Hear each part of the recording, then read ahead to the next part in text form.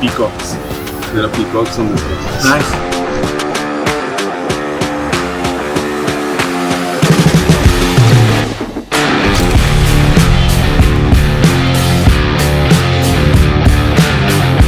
Morning. Great to see you. Welcome. When did you get? I came into Hyderabad. Is it okay? Ready? No, thanks for making it work.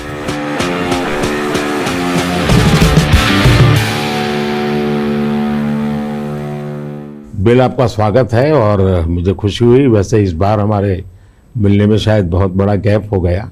G20 की पहले हमारी काफ़ी बातें हुई थी और आपने देखा होगा कि G20 एक प्रकार से काफ़ी दाएं बाएं चल रहा था। अब पूरी तरह उसका जिस हेतु से G20 का जन्म हुआ उस पर हम एक मेन स्ट्रीम में ले पाए हैं और शायद आप भी अनुभव करते होंगे। Well, the G20 is way more inclusive, and so it was fantastic to see that India, in hosting it, really raised things like digital innovation and how this South-South collaboration can be far more than just the dialogue with the North. It can actually be a system that improves health. And you know, our foundation is so excited about the positive results that you've achieved here in India that we'll be a partner in trying to take that into many other countries. आपकी बात सही है। जब मैं Indonesia में भी G20 में गया था तो दुनिया के सभी देशों की क्यूरियोसिटी ये थी कि आपने ये डिजिटल रिवॉल्यूशन कैसे लाया है। और तब मैं उनको समझाता था, एक तो मैंने इस टेक्नोलॉजी को डेमोक्रेटाइज कर दिया है, ये किसी की मोनोपोली नहीं रहेगी, ये जनता का होगा, जनता के द्वारा होगा और जनता में जो भी उभरती हुई टैलेंट इसमें वैल्यू एडिशन करेगी वो करती चलेगी, ताकि कॉमन मैन को भी टेक्नोलॉजी पर विश्वास पैदा होना चाहिए। जैसे 10 डॉक्टर होते हैं, सब MBBS होते हैं, लेकिन एक डॉक्टर के पास ज़्यादा लोग जाते हैं क्योंकि उसका भरोसा बन गया है। In areas like digital government, India is not only adapting technology, but it's actually leading the way. What are some of the things you're excited about? Health, agriculture and education. मैंने जो आरोग्य मंदिर बना है, 2 लाख आरोग्य मंदिर, आयुष्मान आरोग्य मंदिर विलेजेस में, ये जो मेरे हेल्थ सेंटर है उनको मैं डायरेक्टली मॉडर्न टेक्नोलॉजी से बेस्ट हॉस्पिटल के साथ उनको जोड़ देता हूँ। पहले शुरू में उनको लगता था कि डॉक्टर तो है नहीं, मुझे देखे बिना कैसे बताता है, लेकिन बाद में उनको समझ आया कि टेक्नोलॉजिकल इंस्ट्रूमेंट और सैकड़ों किलोमीटर दूर बैठा हुआ डॉक्टर भी उनको सही डायग्नोसिस कर रहा है, सही एडवाइस कर रहा है। तो लोगों का कॉन्फिडेंस बढ़ रहा है। जितना बड़ी हॉस्पिटल में होता है उतना ही छोटे आरोग्य मंदिर में हो रहा है। तो ये डिजिटल प्लेटफॉर्म की कमाल है। और दूसरी पर एजुकेशन, मैं बच्चों को बेस्ट एजुकेशन पहुंचाना चाहता हूँ।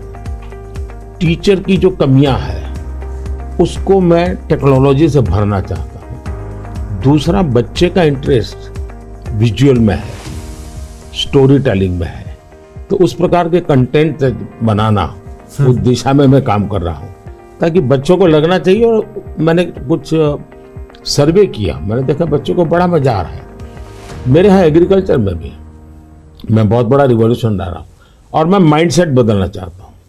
In one of the themes I think India brings to technology is that it should be available for everyone, actually lifting up those who need it the most. जब मैं दुनिया में डिजिटल डिवाइड की बात सुनता था, मैं कहता मेरे देश में मैं ऐसा कुछ नहीं होने दूंगा कि डिजिटल डिवाइड हो।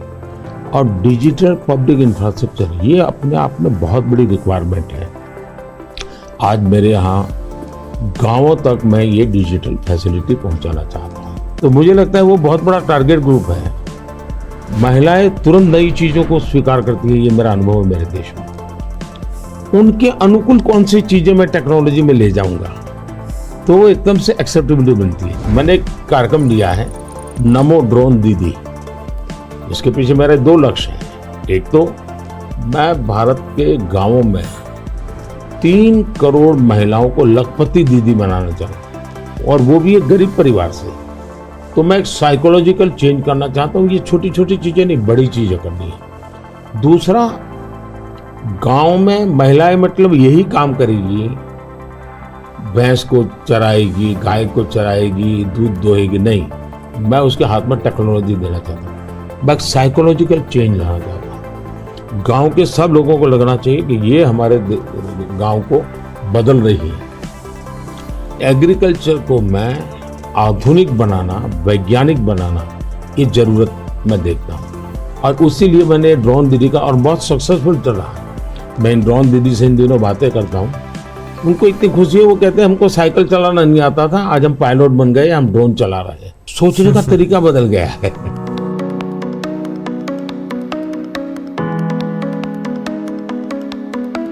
मैंने अफ्रीकन कंट्रीज के बहुत से लोगों से बात की। मैंने उनको कहा कि मैं इसमें आपकी मदद करने को तैयार हूँ, क्योंकि ये सबको समान अवसर देता है और डेमोक्रेटाइज, ये उसका मेन पॉइंट है, उसको नहीं छोड़ सकते आप। अब आपने देखा होगा कोविड में दुनिया सर्टिफिकेट नहीं दे पा रही थी। मेरे यहाँ मुझे वैक्सीन लेना है तो मैं कोविन ऐप पर जाकर के कितने डिस्टेंस पर मुझे मिलेगा, कौन सा टाइम स्लॉट मिलेगा, और मेरा सर्टिफिकेट भी मुझे within fraction of second मिल जाता था।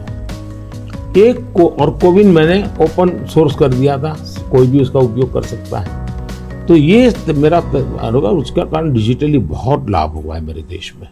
और हम शायद जो इंडस्ट्रियल रिवॉल्यूशंस हुए, फर्स्ट सेकंड, हम पीछे रह गए क्योंकि हम गुलाम थे। ये चौथा जो इंडस्ट्रियल रिवॉल्यूशन है, जिसमें डिजिटल एलिमेंट सबसे बड़ा है, और भारत इसमें बहुत कुछ प्राप्त कर लेगा, ऐसा मेरा विश्वास है। Yeah, I think the key point is that the digital infrastructure just gets keeping richer. You know, a lot of people know about the identity system and the digital payment systems, and that the government, by taking virtually all the government payment programs now and digitizing those, that alone saved a lot of money, and it created access on a more equal basis. But now as you're moving into the different areas, advice for farmers, registering their land, tutoring for kids, and the health records, connecting all of those, that's kind of a second phase. And we're just at the beginning now of the third phase, where these advances in artificial intelligence will come on top of that and make the value even better. आपने सही कहा, AI का महत्व बहुत है। और मैं तो कभी कभी मजाक में कहता हूँ, हमारे देश में माँ को आई बोलते हैं, माता को बहुत से राज्यों में भाषा बोलते हैं आई। अब मैं कहता हूँ हमारे यहाँ बच्चा पैदा होता है तो आई भी बोलता है, AI भी बोलता है। वो इतना एडवांस हो गया है। अब देखिए मैं कैसे उपयोग करता हूँ, मैं आपको बताऊँ, जिसको देखकर आपको भी खुशी होगी कि कॉमन मैन कैसे AI का उपयोग कर सकता है। जैसे मैंने G20 में AI का बहुत उपयोग किया। मेरे पूरे G20 का परिसर था, उसमें पूरा का पूरा AI का उपयोग करके सारे इंटरप्रिटेशन की व्यवस्था मैंने AI से की। मैंने मेरे सभी ड्राइवर्स को मोबाइल फ़ोन पर ऐप डाउनलोड करवा दिया, उसके साथ बैठे हुए गेस्ट उनको करवा दिया। मान लीजिए वो फ्रेंच भाषा जानते हैं तो ड्राइवर के पास ऐप में फ्रेंच की व्यवस्था थी, वो ड्राइवर के साथ फ्रेंच में बोलते थे, ड्राइवर अपनी लैंग्वेज में सुनता था, ड्राइवर अपनी लैंग्वेज में जवाब देता था। यानी ड्राइवर के साथ कम्युनिकेशन किसी भी लैंग्वेज में वो कर सकते थे। मैंने अभी एक प्रयोग किया, मैं काशी तमिल संगम में कार्यक्रम करता हूँ, तो काशी में तमिलनाडु के लोग आए हुए थे, तमिल भाषा मैं बोल नहीं सकता हूँ, तो मैंने AI का उपयोग किया। मैं हिंदी में बोला और सबने मेरा भाषण तमिल में सुना AI के द्वारा। उसी I am using my NaMo app, और मैं AI का बड़ा उपयोग करता हूँ और मेरे लिए पूरे देश में बहुत काम आता है। ये मेरा फोटो बूथ है। अब आप सेल्फी ले लीजिए इस पर, take the selfie. Okay. Yes. Wow. So you can see. Wow. Not only this, since last 20 years, मेरे साथ आपके जितने भी फोटो होंगे, जितने भी मेरी फोटो होंगे 20 साल की, सारे इस पर आ जाएंगे। कभी और किसी पब्लिक फंक्शन में मान लीजिए आपका एक 1/10 पार्ट दिख रहा है, तो वो फोटो में भी अगर मैं दिखता हूँ और आपका 1/10 भी दिखता है, वो भी उसको वो रिकॉग्नाइज करके ले आता है। तो आज टेक्नोलॉजी का कैसे उपयोग हो सकता है, और मैं मानता हूँ कि इस प्रकार के प्रयोग हमें वैल्यू एडिशन करते हैं। अब पहले क्या होता था, मैं कहीं जाता था, कोई फोटो मांगता था, देते थे। आज मैं कहता हूँ भाई तुम AI पर जाओ, मेरे नमो ऐप पर जाओ, फोटो बूथ में जाओ, खुद की सेल्फी ले लो, आपको आपके साथ मेरा जितना भी फोटो होगा कि कोने में आप खड़े होंगे तो भी मिल जाएगा। तो हमने थोड़ा रोजमर्रा की जिंदगी में लोगों की मदद करने के लिए उपयोग करना चाहिए। तो मेरी कोशिश होती है कि पहले उसको कंफर्ट लेवल देना, उसको लगना चाहिए हाँ यार ये तो मेरे काम का है। जब काम में होता है तो फिर उसको इनोवेशन करता है, वो नई चीजें जोड़ देता है। I'd love to hear your view on how India sees AI. अगर हम AI को एक मैजिक के टूल के रूप में उपयोग करेंगे तो शायद बहुत बड़ा अन्याय हो जाएगा। यहाँ AI का उपयोग अपने आलसीपन को बचाने के लिए मैं करता हूँ कि भाई मुझे किसी को चिट्ठी लिखनी है, मैं ड्राफ्ट नहीं करूँगा, मैं ChatGPT को कह दूंगा कि मेरी चिट्ठी ड्राफ्ट करके दे दो, तो ये गलत रास्ता है। मुझे तो ChatGPT के साथ कंपटीशन करना चाहिए, मैंने उसके साथ लड़ाई लड़नी चाहिए कि नहीं तुम ठीक नहीं कर रहे हो, तुम ये शब्द की जगह ये क्यों नहीं लाए, तो मैं AI से आगे जाने की कोशिश करूं। अब जैसे हमारे यहाँ बहुत सारी लैंग्वेजेज हैं, बहुत सारी बोलियां हैं, मैं AI को कहता हूं आप इन बोलियों को पकड़िए। मेरे एस्ट्रोनॉट्स को इंट्रोडक्शन के लिए गया था, तो हमारे एस्ट्रोनॉट्स किस प्रकार से काम करने वाले थे, तो रोबोट से मैं बात कर रहा था। मैंने रोबोट से काफी बातें की और मैंने देखा कि और मैं अलग अलग टोन में बोलता था, थोड़ा लहजा बदल के बोलता था, और मैं देख रहा था कि वो मुझे प्रॉपर रिस्पॉन्ड कर रहा था। फिर मैंने उसका नाम बदल करके पूछने की कोशिश की, तो फिर उसने रिस्पॉन्ड नहीं किया। तो मैंने कहा आपका AI, मैंने 3 मिनट 4 मिनट बात किया, अभी तक वो मेरी आवाज को रिकॉग्नाइज नहीं कर पाया। जब तक मैं उसका नाम नहीं बोलता हूं वो मुझे रिस्पॉन्ड नहीं कर रहा। मैं वो चाहता हूं कि मेरे आवाज को सेंस करे, और भले ही मैं उसका नाम न बोलूं लेकिन वो मेरे से बात करे। तो उन्होंने कहा ठीक है विल डू दिस। तो मैं हर बार नई चैलेंज देता रहता हूँ। Yeah, it's early days in AI, and I think everyone who uses it, in the same day you're surprised at how good it is, and you're also surprised at how bad it is. It'll do things you think are hard, and then it'll fail to do some things you think are easy. I started my trip here in Hyderabad, which was a nice occasion because Microsoft is celebrating 25 years in the country, and that's been such a fantastic experience. So I was definitely challenging the team there. Hey, we have to make the accuracy better. And for now, it's like a co-pilot. It helps suggest things, but the final decision about medicine or the letter you want to write, the final decision, we still have to review that, even though it may make us a bit more creative and a bit more productive.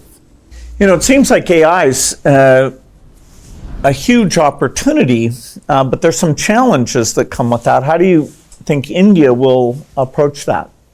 देखिए AI ने जो challenges खड़ी की है, वो मैंने देखा है कि इतनी अच्छी चीज अगर प्रॉपर्ली ट्रेन किया बिना किसी के हाथ में दे दी जाए तो वो मिसयूज होने की संभावना ज़्यादा है।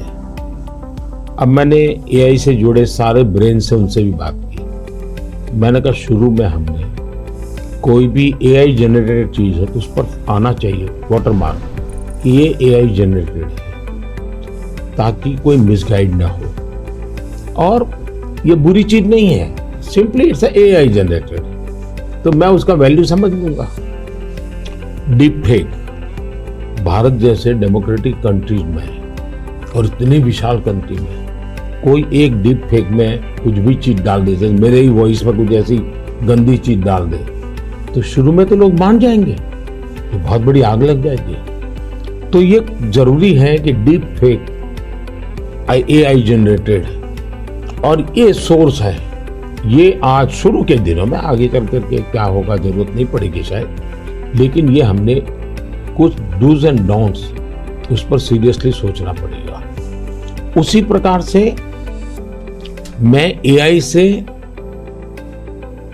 पहले काम वो लूं जिसकी मेरी महारत हो। मेरी महारत हो और मैं थक गया हूं, सो जाऊं, वो कर लेगा, तो वो ठीक नहीं है। जैसे हम कह देते कि भाई तुम 5 बजे उसको फोन लगा देना, तो AI कर देगा, या मैं कह दूंगा कि मेरा वो गाना मुझे सुना दो, तो कर देगा। तो मुझे पता होना चाहिए ना कि भाई मुझे इस समय किस गाने को सुनने की जरूरत है, मेरे लिए क्या रिक्वायरमेंट है। अगर मैं ये ना कर दूं, मेरे से टूल का ही उपयोग करने के लिए खेल खेलता रहूं, तो शायद मैं वैल्यूएशन नहीं कर पाऊंगा, टाइम पास कर लूंगा। In the AI world, data is so important, and yet, people have concerns, privacy concerns. How do we strike the balance there? Data एक बहुत बड़ा इश्यू बना हुआ है, हमने उसकी सिक्योरिटी भी देखनी चाहिए। भारत में कानूनी व्यवस्था तो की है, लेकिन लोगों को भी अवेयर करना पड़ेगा। अब जैसे मैंने आज हमारे देश में यूनिवर्सिटीज वगैरह सारे सर्टिफिकेट क्लाउड में रखवा देता हूँ, ताकि खर्चा भी बचता है और जो भी रिक्वायरमेंट मिल जाती है। मेरे यहाँ कंप्लायंसेस की ज़रूरत होती थी, मेरे सारे कंप्लायंसेस की कोई ज़रूरत नहीं है, आप अपना डेटा एक क्लाउड पर डाल दीजिए, मुझे आपका आइडेंटिटी दीजिए, मुझे जो ज़रूरत है मैं उसमें से ले लूँगा। तो मैं नागरिकों का ईज ऑफ लिविंग के लिए टेक्नोलॉजी का बहुत उपयोग कर रहा हूँ। दिनों सर्विसेज के लिए पहले करता था, अब मैं ईज ऑफ लिविंग के लिए कर रहा हूँ। Yeah, data is definitely, it's going to be very exciting that we'll be able to preserve privacy and still learn a lot from the data.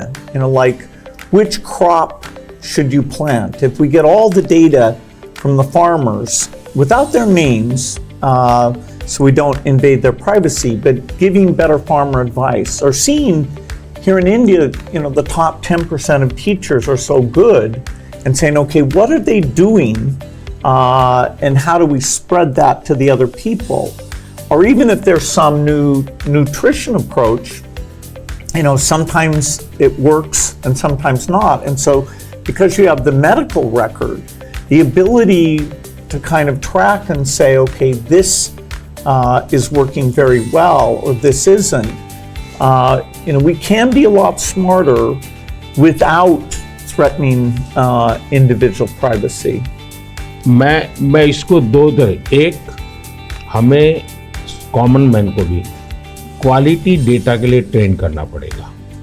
हमारे डेटा में क्वालिटी होनी चाहिए, क्लैरिटी होनी चाहिए।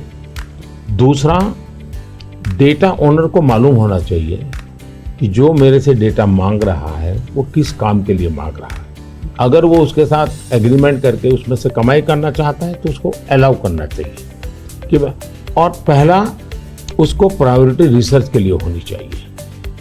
रिसर्च के डेटा की वैल्यू ज़्यादा ना हो, ताकि वरना रिसर्च बहुत महंगा हो जाएगा। और रिसर्च करने वाले इंस्टीट्यूट ने भी उसको एश्योरेंस देना चाहिए कि तेरे डेटा का मैं जो उपयोग कर रहा हूँ वो इसी काम के लिए होगा, ये ग्लोबल गुड के लिए है, कॉमन मैन के गुड के लिए है। तो मैं मानता हूँ दुनिया में कोई भी व्यक्ति इनकार नहीं करेगा। I think it's interesting that some of these digital systems create efficiency by getting rid of the middleman, and that's super beneficial. मैं तो कभी कभी कहता हूँ कि मैं ऐसी सरकार चलाना चाहता हूँ एज फार एज मध्यम वर्गीय जो वर्ग है उसकी जिंदगी से सरकार बाहर निकल जाए, उसकी जिंदगी में सरकार की कोई जरूरत ही ना हो। जो गरीब है जिसको सरकार की जरूरत है वहां सरकार भरपूर हो, लेकिन जिसको कोई जरूरत नहीं बिना कारण सरकार जाकर के उसको कोई ये लाओ वो लाओ, ये करो वो करो करती रहती है, तो वो बंद हो जाएगा। और इसलिए मेरी कोशिश यही है कि हमारा प्रयास यही रहेगा कि हम इसको करें। In 2015, one of the great things we did together was you came to Paris for that mission innovation. That was fantastic. Yes. Climate के संबंध में हम दोनों के विचार एक ही प्रकार के हैं और आपने बहुत सक्रियता से भूमिका भी अदा की। तो उस समय ओबामा, आप, मैं और फ्रांस के प्रेसिडेंट हम मिले थे और तब हम लोगों ने डिटेल में चर्चा की थी हम इसको वे फॉरवर्ड कैसे ले जाएं। लेकिन दुर्भाग्य से वो बात ज़्यादा आगे चली नहीं। लेकिन G20 के बाद क्लाइमेट को लेकर एक वातावरण बना है कि भाई सब लोग अपनी अपनी जिम्मेवारी अदा करेंगे। तो जो हमने बीज बोए थे और जिसमें आपकी भी बहुत बड़ी भूमिका थी, वो अब कुछ वटवृक्ष के रूप में सामने आएगा ऐसा मुझे लग रहा है। मैं समझता हूँ क्लाइमेट एक ऐसा विषय है जरा खुले में जाकर के हम लोग बात करते हैं।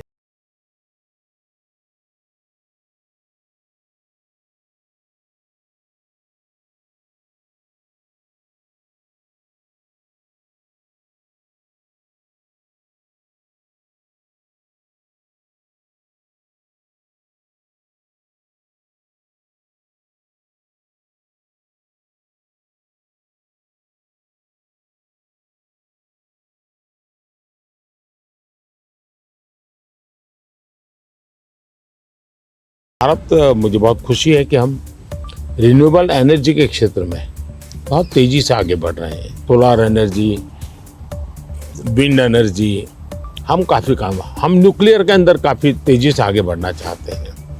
उसी प्रकार से ग्रीन हाइड्रोजन को हम बहुत तेज़ी से आगे बढ़ना चाहते हैं। मैं तमिलनाडु में था तो हमने एक हाइड्रोजन से चलने वाली बोट मैंने वहाँ से रवाना की, जो काशी में मेरे जो टूरिस्ट आते हैं उनके लिए ये एनवायरनमेंट फ्रेंडली, पॉल्यूशन फ्री ये बोट काशी से अयोध्या के लिए चलाने के लिए मैंने सोचा है, ताकि क्लीन गंगा की मेरी जो मूवमेंट है उसको भी बल मिलेगा, एनवायरनमेंट कॉन्शियस सोसाइटी के लिए भी वहाँ से एक मैसेजिंग होता रहेगा।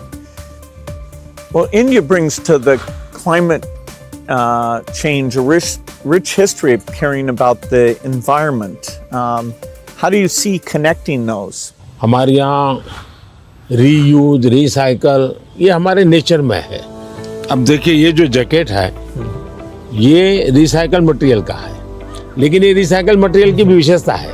इसकी विशेषता ये है जो टेलर के यहाँ कपड़े के टुकड़े निकलते हैं ये सारा वेस्ट इकट्ठा किया हुआ है। फिर जो पुराने कपड़े हैं उसको भी इसमें लिया हुआ है और 30-40% वेस्ट प्लास्टिक बोतल को लिया हुआ है और उन सबको रिसाइकल करके ये कपड़ा बना है। Yeah, the innovation both here in India and the world is coming along. Are the goals that we set, staying below 1.5 degrees, we probably will miss that. Even 2 degrees isn't going to be so easy. And the thing you and I really emphasized in Paris is the need for innovation. If the green approach can be made as cheap or cheaper than the old approach, then the adoption will be very good. If it's more expensive, it's not clear who's going to be willing to pay for that. Should the rich countries pay for that? It's not fair to tell India to slow down, building basic infrastructure just because the West had those emissions. But you'll have to have some adaptation because there will be some warming, particularly which farmers will have to take into account. मुझे लगता है कि हमने 2-prong strategy की तरफ जाना चाहिए। एक तो है इनोवेशन, और इनोवेशन में हमारी जो रिक्वायरमेंट्स हैं वो क्लाइमेट फ्रेंडली कैसे हो, नेचर फ्रेंडली कैसे हो, उसमें इनोवेशन हो। भारत ने अभी अपने इस बजट में 1 लाख करोड़ रुपए का कॉर्पस फंड बनाया है और यंग जनरेशन को हमने कहा है कि आप इनोवेशंस के लिए आइए। 50 साल तक इंटरेस्ट फ्री लोन हम देंगे और आप इनोवेशन कीजिए। 1 लाख करोड़ रुपए का जो अपकमिंग टेक्नोलॉजीज है, फ्यूचरिस्टिक टेक्नोलॉजी है, उस पर आप रिसर्च करिए, इनोवेशन कीजिए। तो मैं एक तरफ उनको प्रोत्साहित करूँ, लेकिन दूसरी एक बात है जिसको गंभीरता से ले, और ये वो लाइफस्टाइल। और इसलिए मैंने मिशन लाइफ शुरू किया है। और मैं जब लाइफ कहता हूँ तब लाइफस्टाइल फॉर एनवायरनमेंट, क्योंकि हमारी रोजमर्रा की जिंदगी में अगर हम क्लाइमेट फ्रेंडली लाइफस्टाइल स्वीकार नहीं करते, तो नेचर हम जीवन नहीं जीते हैं, तो हम बाहरी कितने ही प्रयास क्यों न करें, हम नए नए इनोवेशन करेंगे, नई नई चीजें जोड़ते जाएंगे, हम अपनी जिंदगी को ऐसी कैसे बनाए। अब हमारा मुसीबत क्या है, हमारा प्रगति का आंक क्या, तो भाई कौन सा देश कितना स्टील उपयोग करता है, कौन सा देश पर कैपिटल कितना एनर्जी कंज्यूम करता है, उसके आधार पर उस देश की इकोनॉमी में जा। अगर ये पैरामीटर रहेंगे तो फिर वो इलेक्ट्रिसिटी कंज्यूम करने के लिए कोशिश करेगा, स्टील कंजम्पशन की कोशिश करेगा, फिर स्टील उत्पादन के लिए लगेगा, तो स्टील उत्पादन में कार्बन का प्रॉब्लम करेगा। मतलब हमने हमारी सोचने के तरीकों बदलना पड़ेगा। जब सोचने के हमारे पैरामीटर, जिंदगी के पैरामीटर, प्रगति के पैरामीटर हमने क्लाइमेट फ्रेंडली बनाने चाहिए। आज हमारे प्रगति के सारे पैरामीटर एंटी क्लाइमेट है। बिजली कंजम्पशन के आधार पर प्रगति नापी जाती है, स्टील कंजम्पशन के आधार पर प्रगति नापी जाती है। Yeah, I've been interested in your discussions about green GDP. Update me on your thinking. मैं तो कहता हूँ दुनिया को ग्रीन जीडीपी के कंसेप्ट को डेवलप करना चाहिए कि भाई तुम्हारी टोटल जीडीपी में ग्रीन जीडीपी कितनी है, टोटल रोजगार में ग्रीन रोजगार कितने हैं। हम एक नया आखिर टर्मिनोलॉजी बदलनी चाहिए दुनिया की। तो मैं समझता हूँ कि समस्या का समाधान हो सकता है, लेकिन अगर मैं कहूँगा मैं तो जितना उपयोग करता हूँ करूँगा, मैं तो इतनी बिजली उपयोग करूँगा, मैं इतना पानी बर्बाद करूँगा, मैं ये करूँगा। Now, getting consumers involved in this, where they prefer the product that's the clean product when they're buying a car, when they're buying any product, and changing their food consumption, even if they don't go all the way to be a vegetarian, they can eat less beef and more chicken, or less chicken and more fish. They can moderate a bit, and we know that also has some health benefit as well. Not only that, मैं तो कहता हूँ vegetarian में भी सोचने की improvement जरूरी है। वेजिटेरियन में जैसे मिलेट, मैं यूएन के साथ मिलकर के मिलेट ईयर मनाया।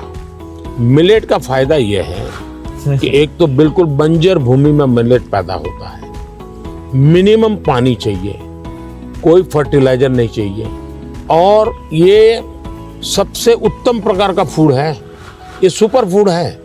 अगर हम मिलेट को प्रमोट करते हैं तो वेजिटेरियन होने के बावजूद भी बहुत सी चीजें हैं जो ज्यादा नुकसान करने वाली है, उसमें भी अगर मिलेट पर शिफ्ट करते हैं तो बहुत फायदा हो सकता है। Yeah, when I was in Odisha, they were talking about how millet had been popular a long time ago, and then it came out of favor, and now there's a joint program with the foundation and the government. It's coming back up, and they even took me to some shops where the women were there showing these very nutritious, and actually they tasted good to me, millet crops. So that's a good message मैं for the देख world. रहा हूँ जी, millet में इतना बढ़िया production आना शुरू हो गया, अच्छी अच्छी कंपनियां मिलेट प्रोडक्ट में आ गई, और एक प्रकार से उसका वैल्यू एडिशन हो गया। और कॉमन अब फैशन हो गई। हमारे यहाँ 5 स्टार होटल में जाइए तो मिलेट का मेनू अलग देते हैं, नॉर्मल वेजिटेरियन फूड का मेनू अलग देते हैं, और ज़्यादा तो लोग मिलेट मेनू और उसके कारण मेरे छोटे किसान की इनकम भी बढ़ी है और पानी बहुत बचत हो रही है, तो बहुत बड़ा फायदा होने लगा है। Well, during the pandemic, it was fantastic that the vaccines got invented, and India made a lot of those. Sadly, in many countries, the fear of vaccination and even rumors about vaccines became a big problem. And you had actually very little of that here in India. So I'm curious, how did you manage the communication, and why do you think it came out better here? बहुत ही बढ़िया सवाल आपने पूछा है। एक तो मैंने virus के खिलाफ ये लड़ाई जो है, ये हम सबकी है, ये लोगों को प्रशिक्षित करने पर बल दिया। ये वायरस वर्सेस गवर्नमेंट नहीं है, ये लाइफ वर्सेस वायरस की लड़ाई है। ये पहली मेरी फिलॉसफी थी। दूसरा, मैं डे 1 से कम्युनिकेट करने लगा सबसे डायरेक्ट, मेरे देश के लोगों से बात। मैं खुद सारे प्रोटोकॉल पब्लिकली फॉलो करने लगा।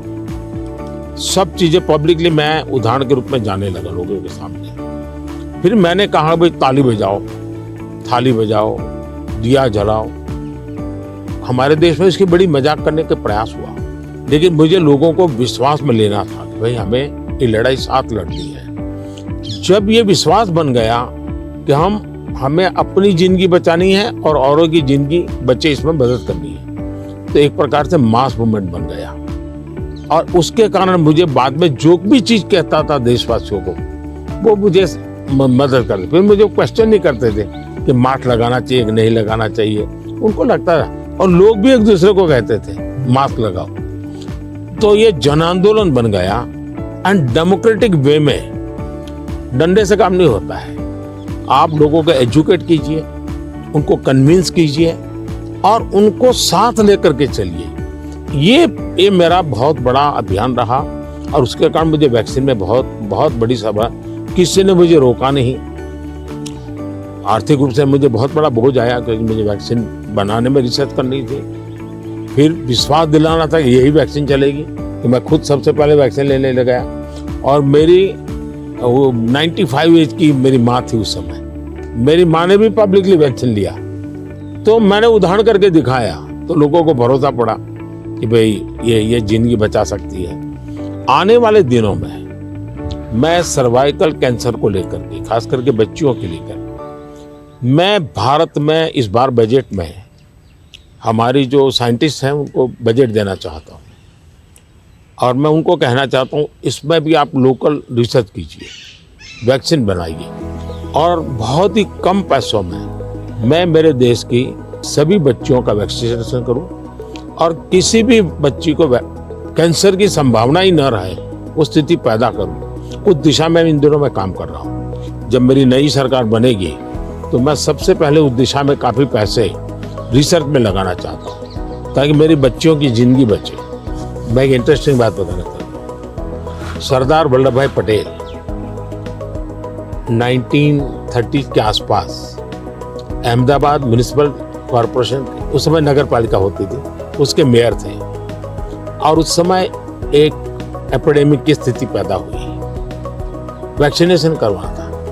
कुछ लोगों ने रिलीजियस कारणों से उस समय वैक्सीन लेने से मना कर दिया, रेजिस्ट किया। तो सरदार वल्लभ भाई पटेल ने बड़ा कड़ाई की और कंपल्सन किया कि भाई मुझे सारे की जिंदगी बचानी है। यानी ये रेजिस्टेंस दुनिया के हर देश में सदियों से चला आया रहा, लेकिन अगर उसको ओपन अप करके हम करें तो शायद ठीक हो जाता है। तो मैंने सुना है कि आप गुजरात स्टैच्यू ऑफ यूनिटी पर जा रहे हैं, आपने शायद उसके विषय में कुछ पढ़ा होगा, आपने जाने का कार्यक्रम बनाया है तो। No, I'm very much looking forward to that. You know, I understand it's quite grand, much bigger than the Statue of Liberty. So that'll be fun to see. And also to meet some of the women's groups there and hear how they've gotten involved in tourism or you know, how they see all the work that they do. इसकी बड़ी interesting story है, background information मैं आपको देना चाहूँगा। सरदार वल्लभ भाई पटेल की विशेषता ये रही थी, भारत को एक करने में उन्होंने बहुत बड़ी भूमिका निभाई थी, यूनिटी में बहुत बड़ा रोल किया। तो मैं जब गुजरात का मुख्यमंत्री था, मैंने एक मास मूवमेंट शुरू की। मैंने लोगों को अपील की कि हर गांव से मुझे खेत में जो उपयोग किया है औजार, उसका लोहे का टुकड़ा चाहिए। हर गांव से एक लोहे का टुकड़ा चाहिए, और वो चाहिए क्या, जिसका कभी न कभी खेत में औजार उपयोग किया है। तो हिंदुस्तान के 6 लाख गांवों से मैंने किसानों से लोहे का टुकड़ा इकट्ठा किया, उसको मेल्ट किया और उसका मैंने स्टैच्यू में उपयोग किया है। दूसरा, मैं हर गांव से मिट्टी लाया, उस मिट्टी का मैंने एक यूनिटी बॉल बनाया है। तो हिंदुस्तान के 6 लाख गांवों की मिट्टी उसमें है, और मेरा उसके पीछे स्पिरिट है यूनिटी का। हमने इतने बड़े देश की विविधताओं के बीच में एकता कैसे बनानी, उसके लिए मैंने स्टैच्यू बनाया। और स्टैच्यू ऑफ लिबर्टी से ये डबल साइज का है, ये दुनिया का सबसे बड़ा ऊंचा स्टैच्यू, और कम से कम समय में बनाया। Yeah, I hope they have a video of the construction because I'm always fascinated how do you assemble something like that? इसका पूरा एक मैंने किताब निकाला है स्ट्रक्चरल इंजीनियरिंग का पूरा। Okay. फिर फाउंडेशन स्टोन से लेकर के अब तक टेक्नोलॉजिकल इंप्रूवमेंट कैसा हुआ उसका डिटेल स्टोरी है, वीडियोग्राफी भी है और बुक फॉर्म में भी है। वो मैं अपनी टीम को बताऊंगा, वो आपको मिले, क्योंकि ये सच में। और मैंने सभी इंजीनियरिंग स्टूडेंट को वहाँ स्पेशली ले जाता था कि वो ये स्ट्रक्चरल इंजीनियरिंग का स्टडी करेंगे, इतना बड़ा काम कैसे हो रहा है, और वो बहुत ही उनका इंटरेस्टिंग था वो। अभी मैंने गुजरात में हिंदुस्तान का सबसे बड़ा सी केबल ब्रिज का उद्घाटन किया, हिंदुस्तान का सबसे बड़ा। तो मैंने इंजीनियरिंग स्टूडेंट को कहा तो वहाँ जाइए, उसका स्ट्रक्चरल इंजीनियरिंग का स्टडी कीजिए, क्योंकि मैं ये हमेशा इन चीज़ों में चाहता हूँ कि चीज़ें बना करके छोड़नी नहीं है, मैं उसमें इंस्टीट्यूशनलाइज करना चाहता हूँ, नई पीढ़ी को तैयार करना चाहता हूँ। So over our careers, technology's gotten so much better. I'm just curious in terms of your journey of using, PCs or phones or different types of software. Was there something that really drew you in, or what's that been like? एक तो मुझे पागलपन है technology का, खुद expert नहीं हूँ, मेरी क्यूरियोसिटी रहती है, बालक की जैसे रहती वैसे रहती है। मुझे बहुत याद है, बहुत पहले मेरे पास एक गैजेट था, हाथ में रखने वाली छोटी सी डायरी थी, अच्छी थी लेकिन थोड़ा वेट था। मैं बहुत साल पहले यूएसए गया था, तो जब यूएसए गया तो मैं बड़े मॉल में जाता था, लेकिन मैं टेक्नोलॉजी वाली दुकान पे जल्दी जाता था। तो मैंने उनको कहा भाई ये इसका लेटेस्ट वर्जन कोई है क्या? तो वो देखता रह गया ये क्या है, बोले अभी तो हमारे देश में ये आया नहीं है, तो ये भी तो अभी आया नहीं, तो अगला वर्जन कहाँ से आएगा? तो मैं इतना एडवांस चीज़ों को ढूंढता रहता था, देखता रहता था, लेकिन मैं टेक्नोलॉजी का गुलाम नहीं हुआ, मैं किसी से बंधा नहीं हूँ। मैं पानी के प्रवाह की तरह नई चीज़ों को खोजता रहता हूँ, ढूंढता रहता हूँ, और कहीं पर मुझे सुनता हूँ तो मैं ले आता हूँ। और शायद मुझे जल्दी से करने का भी शौक है, उसको मैं जल्दी से जल्दी कैसे लाऊं, जल्दी कैसे करूं। जैसे एआई दुनिया के चर्चा करने लगी तो मैं एआई के पीछे मैं क्या कर सकता हूं। दूसरा, मेरा ध्यान किसी चीज को देखता हूं, उसका मल्टीपल यूटिलिटी क्या होती है, और मेरी सब फैकल्टी उस पर काम करना शुरू कर देती है। मैं कोई चीज देखता हूँ तुरंत नहीं ये नहीं, ऐसा करो। तो ये शायद मेरा गॉड गिफ्टेड मेरा नेचर है। जो मैं समझता हूँ हमारे जो दर्शक हैं उनको शायद कुछ ऐसी चीजें हैं सुनना बहुत अच्छा लगेगा। आपकी जिंदगी के विषय में जो सुना है कि भाई गैरेज में आपने जिंदगी की शुरुआत की और वहां से यहाँ पहुंचे, उस जन्म में सबसे संतोषजनक पल कौन सा आया होगा? I'm so lucky. I was born at a time when the chip miracle happened. I got a very good education. I have kind of an optimistic view, so dropping out of school to take risk didn't seem that dangerous to me. I have to say though, the most exciting thing is when you see people using the technology. When you go into a classroom and you see people using it. In a certain sense, I always wanted software for my own curiosity, and that I could take courses online and all that, and to see that other people, not only does it work for them, but it's kind of empowering them. That's been very gratifying. We still have a lot of limitations, but in that event with all the Microsoft India employees was kind of a milestone to see, okay, what had been a dream now was a group of brilliant people taking it to the next level. कौन सी किताब होगी जिसने आपको बहुत प्रभावित किया होगा?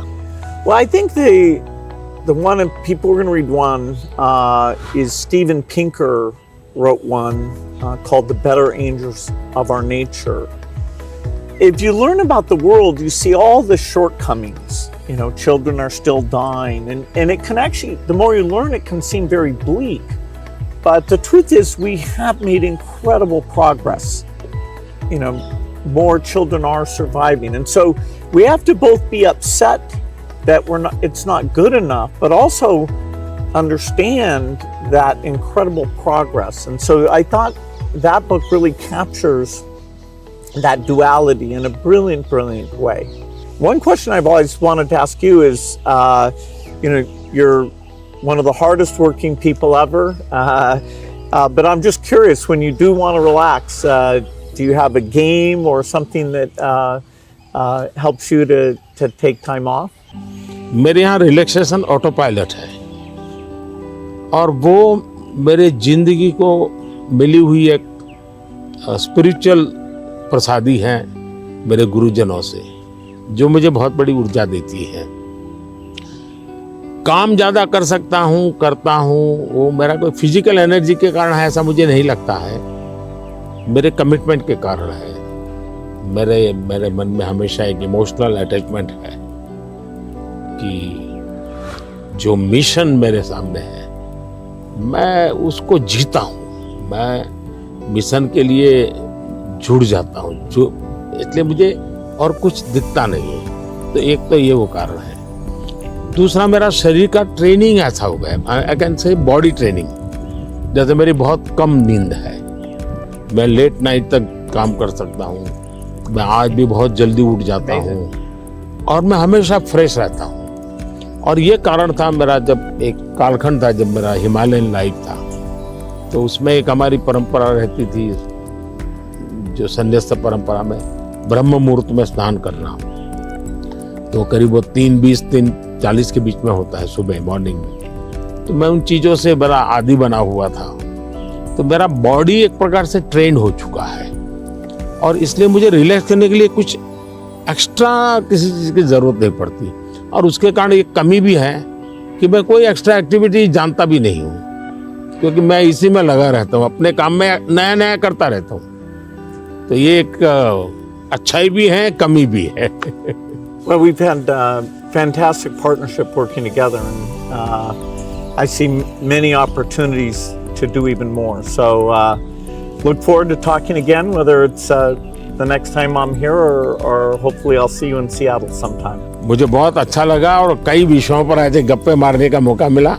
वैसे भी जब भी मैं आपके साथ मिला हूँ, मैंने आपका काफ़ी समय भी लिया है हमेशा, क्योंकि आप पूरी दुनिया घूमते हैं, आपके मन में गरीबों के लिए कुछ करना, न्यूट्रिशन में कुछ करना, एजुकेशन में कुछ करना, हेल्थ में करना, ये मैंने फील किया है कि आप मन से कमिटेड हैं। तो मुझे हमेशा लगता है कि आपके पास नए विचार होते हैं, नए, और आज भी आप नए विचारों के लिए उत्साहित होते हैं।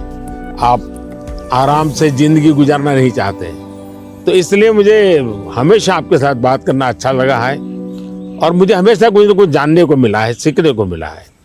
और मैं सोच भी नहीं सकता हूँ कि आपका राजनीति से कोई लेना देना नहीं है, मैं पूरी तरह राजनीति में डूबा हुआ व्यक्ति हूँ, लेकिन हमारे बीच में ऐसी वेवलेंथ है कि हम दोनों अगर साल में 4-6 बार नहीं मिलते तो कभी महसूस होती है।